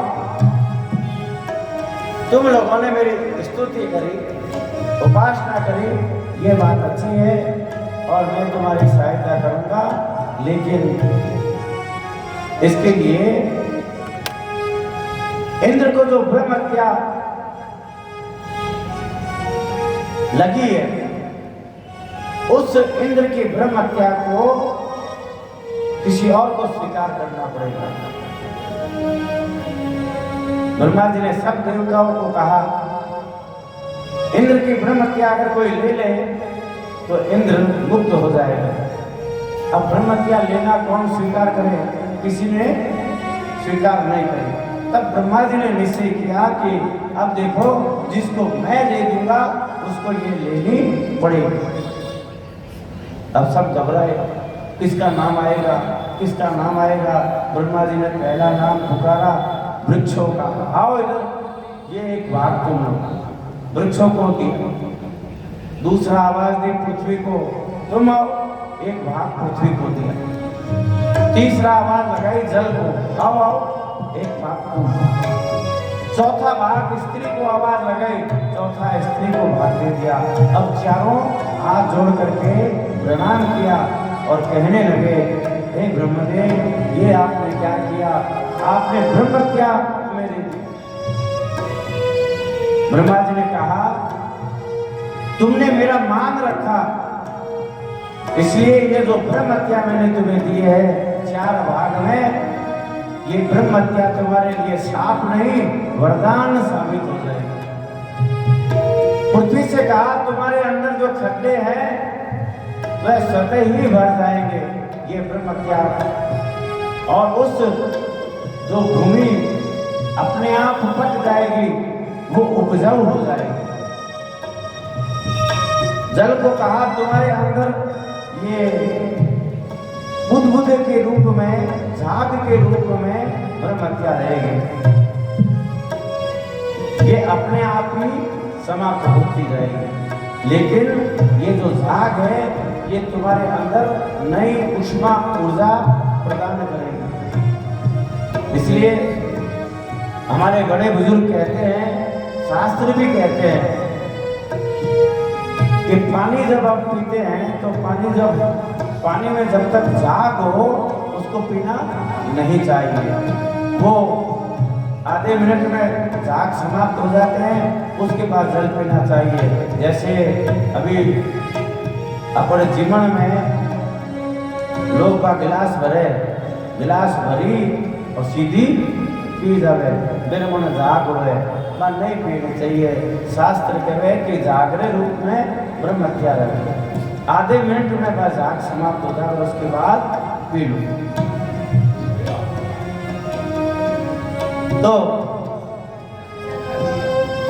तीसरा वृक्षों को बुलाया।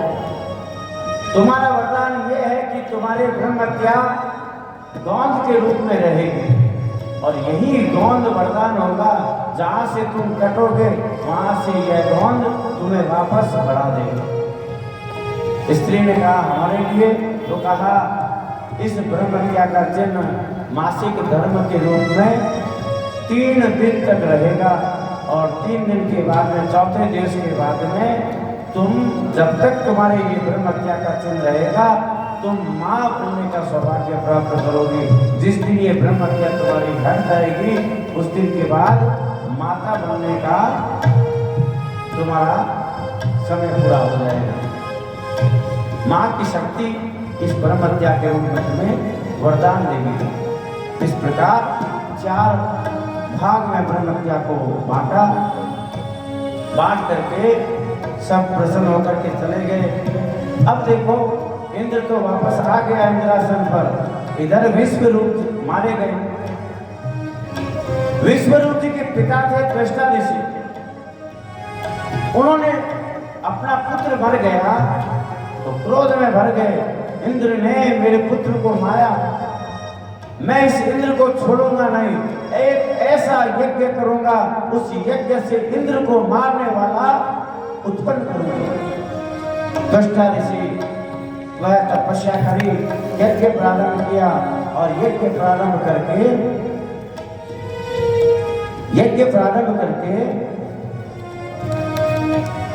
एक विशाल देह लेकर के वहां पर प्रकट हुआ दैत्य, और उसने प्रणाम किया, प्रणाम पिताजी क्या आज्ञा है?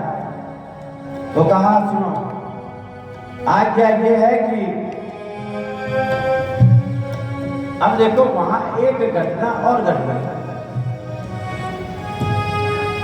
इंद्र को पता लगा कि इस तरह से यज्ञ चल रहा है, तो वो ब्रह्मा जी की शरण में गए। ब्रह्मा जी ने मां सरस्वती को आज्ञा करी तुम कुछ करो। तो मां सरस्वती ने क्या किया, त्वष्टा ऋषि से मंत्र में त्रुटि करवाई, और उस त्रुटि के कारण से अर्थ का अनर्थ हो गया। मांगा तो ये था कि इंद्र को मारने वाला शत्रु हो, और जब मंत्र में त्रुटि हुई तो उसका उल्टा हो गया, इंद्र के हाथों से मरने वाला पैदा हो। वृत्रासुर प्रकट हुआ, आज्ञा करी जाओ और इंद्र से बदला लेना है। वृत्रासुर इतना बलवान था, देखते देखते स्वर्ग में देवताओं को छिन्न भिन्न कर दिया। इंद्र को पता लगा, इंद्र युद्ध करने आया, घोर युद्ध हुआ, ऐसा घोर युद्ध, न तो वृत्रासुर हारे न इंद्र हारे। इंद्र थक गया, इतना प्रयास किया कि वृत्रासुर मरता ही नहीं। ब्रह्मा जी के पास में गए, ब्रह्मदेव ये वृत्रासुर मरता ही नहीं है। ब्रह्मा जी ने कहा ये ऐसे नहीं मरेगा, तो इसको मारने के लिए तुम्हें कोई ना कोई तपस्वी ऋषि अपनी हड्डियों का दान कर दे, उस हड्डियों तपस्वी ऋषि की हड्डियों से तुम्हें वज्र का निर्माण करना होगा और उस वज्र से ही वृत्तासुर मारा जाएगा।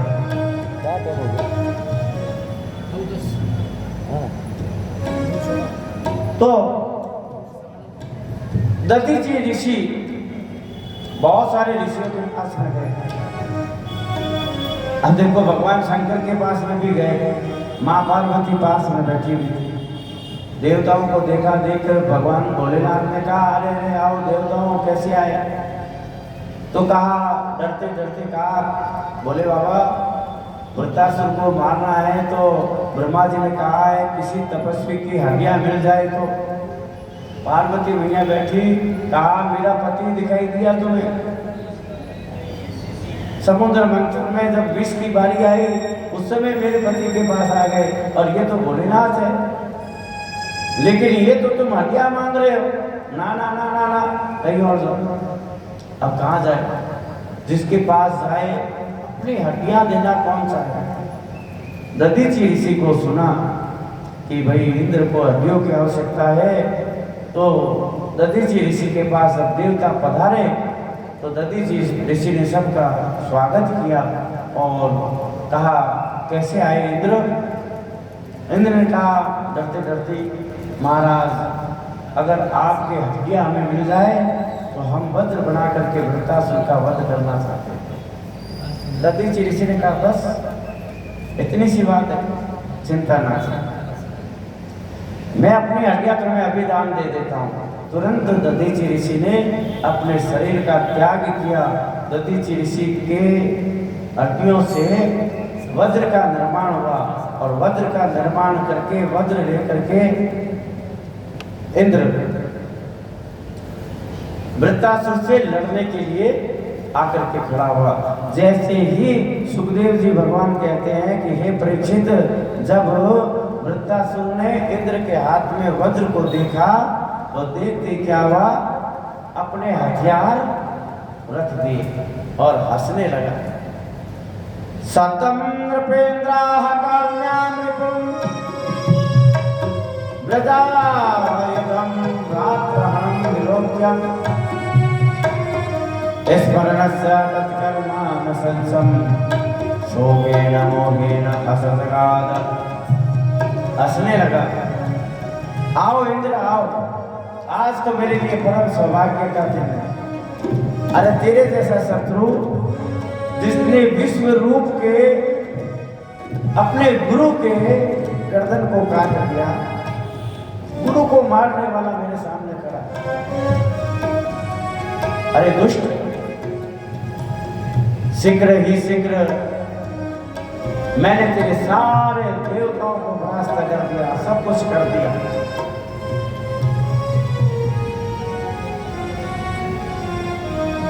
इंद्र ने वज्र को उठाया, वज्र को देखा तो वृत्तासुर ने अपने हथियार रख दिए और हथियार रख करके तुरंत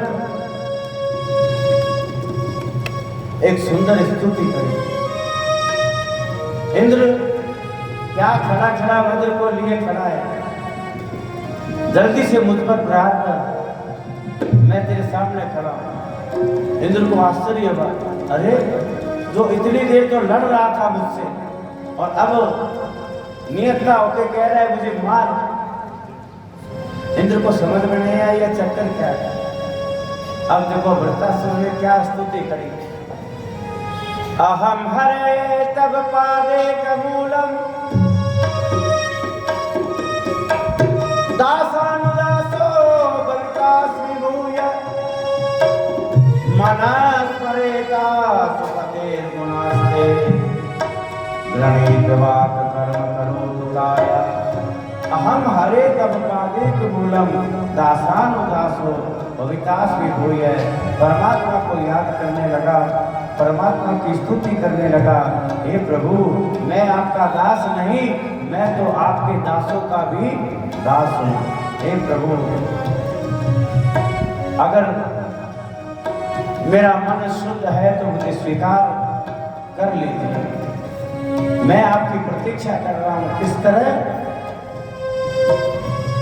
अजात बच्चा एवं आतरम खगाह, जिस प्रकार एक पक्षी उसका बच्चा होता है,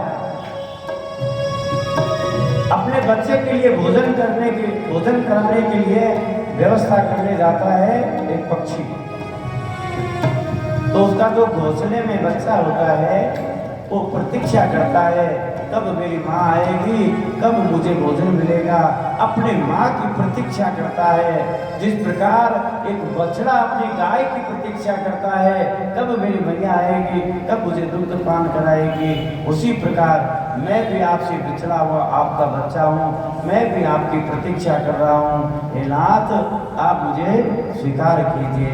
न नाक पृष्ठम न च मे पारमेष्ठयम न सार्वभौमं न रसाधिक्यम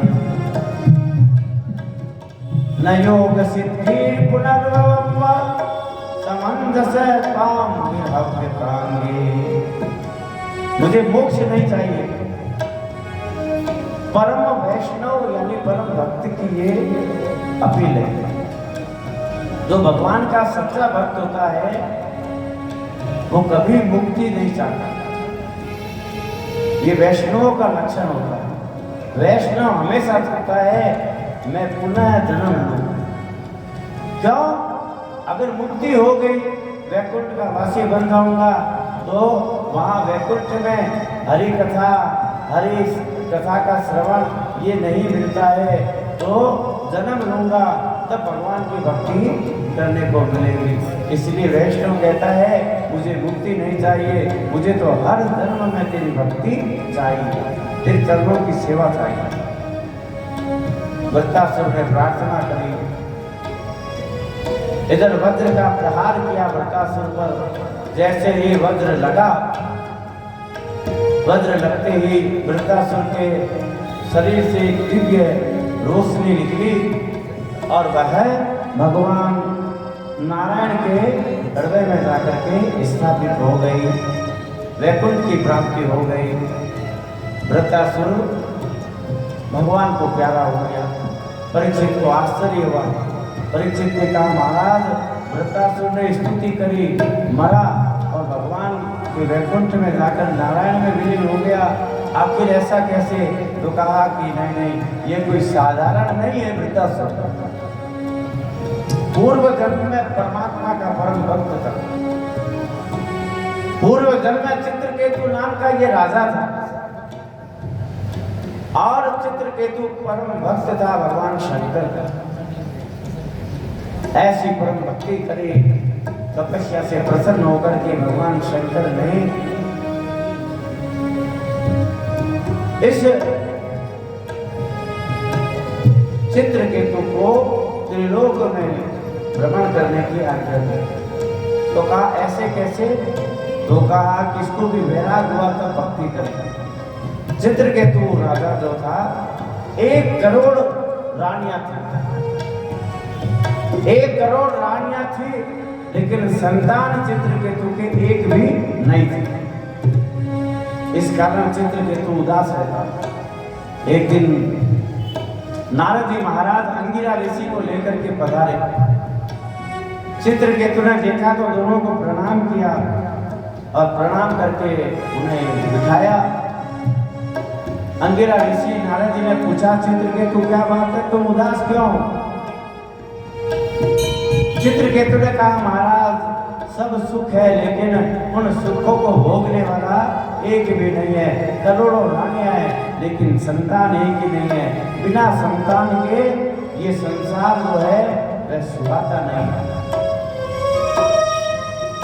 नारद जी ने अंगिरा ऋषि ने कहा कि राजन, हमने ध्यान लगा के देखा है तुम्हें 1 जन्म नहीं 7 जन्मों तक संतान नहीं होगी। चित्रकेतु उदास हो गया। अंगिरा ऋषि के चरणों में गिरकर प्रार्थना करने लगा, महाराज 1 संतान तो होनी चाहिए।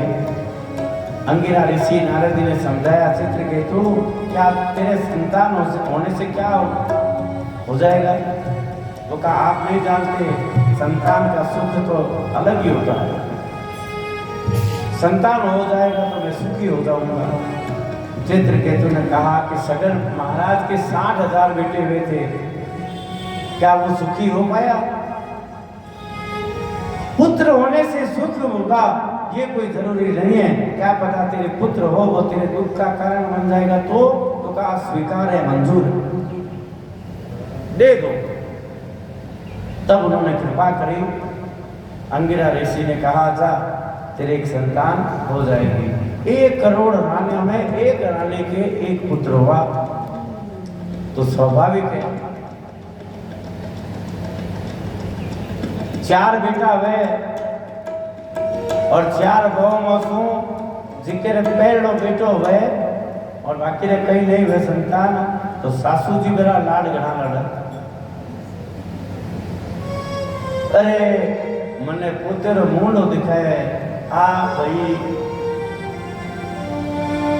ऐसा होना नहीं चाहिए। उसका परिणाम जानते क्या होता है? 1 करोड़ रानियों में 1 रानी के पुत्र हुआ, तो चित्रकेतु ने क्या किया? उस रानी को ही अपने पास रखता था, तो बाकी रानियों में ईर्ष्या उत्पन्न हो गई। अरे कल तक तो हमारा पति सबको प्रेम करता था, आज हम सबको छोड़कर एक के पीछे ही लगा हुआ है, और इसकी जड़ मूल क्या है?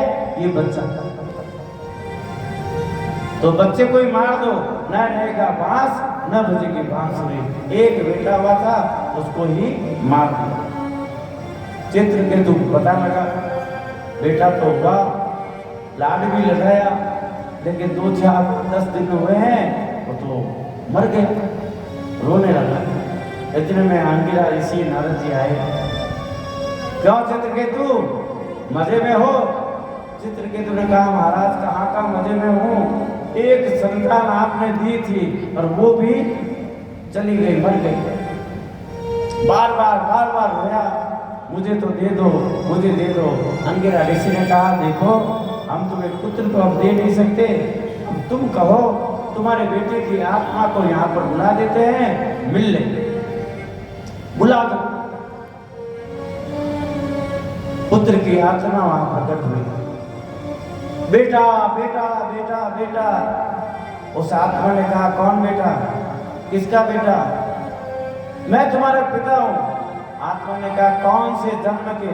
मैं आत्मा हूं, मेरे अनेकों शरीर मुझे मिल चुके हैं और अनेकों शरीरों के अनेकों पिता हुए हैं। तुम किस जन्म में किस शरीर के मेरे पिता हो?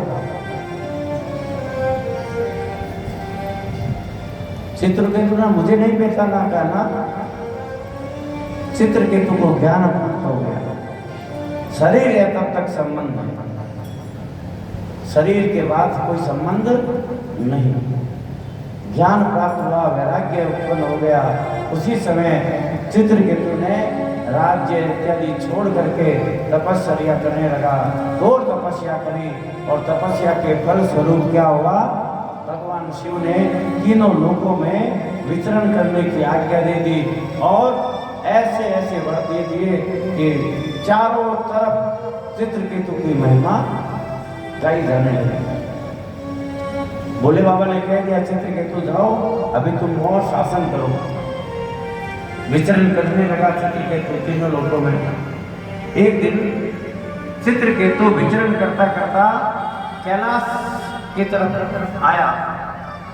क्या देखा?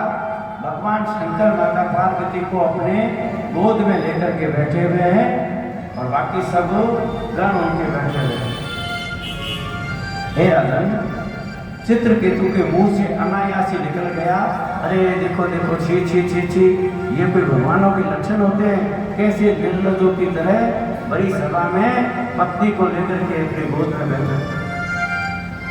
भगवान शिव तो कुछ बोले नहीं, भगत था। पार्वती जी को बोला। पार्वती ने कहा रे दुष्ट, तू हमारे विषय में ये बात करता है, तेरे विचार तो दैत्य जैसे हैं। जा श्राप देती हूँ, दैत्य बन। श्राप लगा तो अक्ल ठिकाने आई चित्रकेतु की। भगवान शिव के पैरों में गिर करके क्षमा याचना मांगने लगा। भगवान शंकर ने कहा देखो, जो श्राप तुझे दे दिया है वो तो अब तुम्हें भोगना पड़ेगा, लेकिन तुम दैत्य बन करके भी आओगे, मेरी भक्ति तेरे मन में रहेगी, उस समय तुम कल्याण कर लो। जब ऐसा कहा तो वही चित्रकेतु वृत्तासुर बन करके आया और उसके मन में भगवान के प्रति भक्ति थी और अंत समय में उसने भगवान का स्मरण करते हुए अपने देह त्यागी और मुक्ति को प्राप्त कर गया।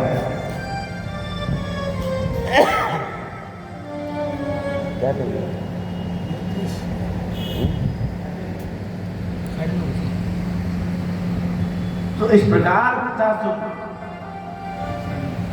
उसके मन में पूर्व जन्म की तपस्या के प्रभाव से सब याद था, भगवान को प्राप्त किया। हे राजा परीक्षित, इस प्रकार मैंने तुम्हें यह सारा जो कृत्य है ये बताया। राजा परीक्षित ने ये सुना तो आश्चर्य हुआ। कहा गुरुदेव के मन में प्रश्न और खड़ा हो गया, जरा आप आज्ञा दो तो मैं कह दूं। तो कहा बोलो बोलो। तो कहा मैंने तो आपके मुख से सुना है कि भगवान समदृष्टि वाले होते हैं, लेकिन ये कथा सुनकर तो मुझे ऐसा लगता है भी भेद बुद्ध हैं, वो भी भेदभाव वाले। सुखदेव जी ने कहा ये तुमने क्यों सुना और क्यों सोचा? तो कहा और क्या गुरुदेव, अब तक तो आपने कहा कि कथाओं में दैत्यों को भगवान मारते थे, उद्धार करते थे, क्योंकि वो गलत काम करते थे। वृत्तासुर तो भगवान का भगत था, कोई गलत काम भी नहीं किया, तो भगवान ने फिर भी उसको क्यों मरने दिया? इसका मतलब भगवान के मन में भी भेद बुद्धि है। सुखदेव जी ने कहा नहीं परीक्षित, भगवान के मन में कभी भेद बुद्धि नहीं होती। हाँ, भगवान की क्रिया में भेद हो सकता है, लेकिन भगवान के फल में कभी भी भेद नहीं हो सकता, क्योंकि भगवान तो माँ है, भगवान तो पिता है, और माता पिता अपने बच्चों के प्रति क्रिया में भेद हो सकता है, फल में भेद नहीं रखते।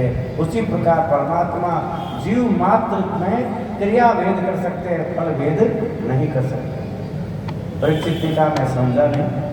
तो कहा सुन, जैसे एक माँ, दो बेटे होते हैं उसके, एक बेटा है गली में जार रोज ओढ़वा लावे,